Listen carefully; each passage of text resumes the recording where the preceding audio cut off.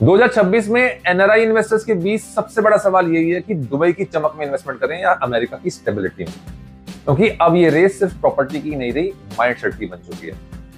तभी 2026 में ये एक रियल एस्टेट का रियलिटी है। दोस्तों, जब बात आती है ओवरसीज प्रॉपर्टी इन्वेस्टमेंट की तो ज्यादातर इंडियंस के मन में दो ही नाम आते हैं, वो है दुबई और दूसरा है अमेरिका। दोनों ही जगह ड्रीम डेस्टिनेशन है। लेकिन 2026 में इन दोनों मार्केट का जो गेम है वो काफी बदल चुका है। देखिए, दुबई हमेशा से ही इन्वेस्टर्स के लिए क्विक रिटर्न वाला मार्केट रहा है। आज वहां पर प्रॉपर्टी का एवरेज आरओआई यानी कि रेंटल रिटर्न्स करीबन 8 से 10% तक जा चुका है, और यही नंबर दुनिया के कई डेवलप्ड कंट्रीज को पीछे छोड़ देते हैं। अब सोचिए, अगर कोई अपार्टमेंट वहां पर 30 लाख दिरहम का है तो वो करीबन 6.5 से 7 करोड़ का हमें पड़ता है, यानी कि उतने में ही मुंबई या गुड़गांव में आपको बस एक मिड लेवल फ्लैट मिलेगा, जबकि दुबई में आपको मिलेगी फुल लग्जरी, पूल व्यू और टैक्स फ्री रेंटल इनकम।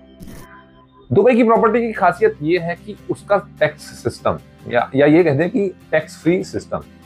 कोई प्रॉपर्टी टैक्स नहीं होता वहां पर, कोई कैपिटल गेन टैक्स नहीं होता वहां पर। जो भी रेंट आप कमा रहे हैं वो पूरा का पूरा आपका ही होता है।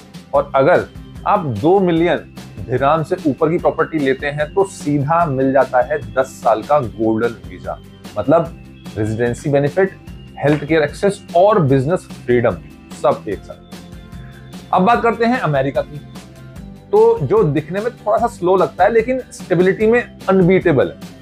यहाँ पर आरओआई तो सिर्फ 4 से 6% तक का है, लेकिन एप्रिसिएशन यानी कि प्रॉपर्टी वैल्यू बढ़ने की जो स्पीड है वो कई जगहों पर 10 से 12% तक भी सालाना जा चुकी है।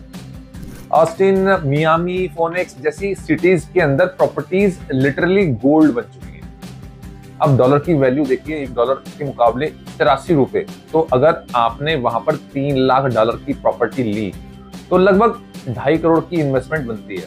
लेकिन वहां आपको strong legal protection, long term appreciation और डॉलर बेस्ड अर्निंग का एश्योरेंस भी मिलता है। अब कंपैरिजन करते हैं तो दुबई शॉर्ट टर्म प्रॉफिट के लिए हेवन है, टूरिज्म बूम है, बिजनेस एक्सपेंशन और वर्ल्ड क्लास इंफ्रास्ट्रक्चर ने डिमांड को बहुत ज्यादा शूट कर दिया है। वहीं पर अमेरिका लॉन्ग टर्म इन्वेस्टर्स के लिए एकदम सेफ बेट है। रेगुलेटेड सिस्टम है वहां पर, स्टेडी ग्रोथ और ग्लोबल करेंसी एडवांटेज भी है। दुबई आपको क्विक कैश फ्लो देता है, अमेरिका आपको प्रेडिक्टेबल फ्यूचर भी देता है।